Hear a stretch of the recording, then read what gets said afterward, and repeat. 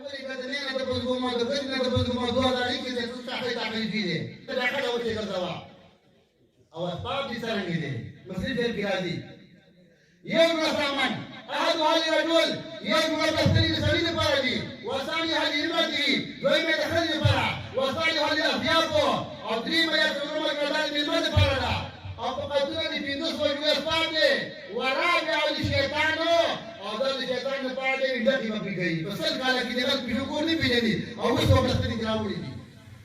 تسوي توم الفرد هنا كده دري itu wajah salema الباب المفتوح زوجين والے گلابی گڑھ کے نہیں رہا ہوئی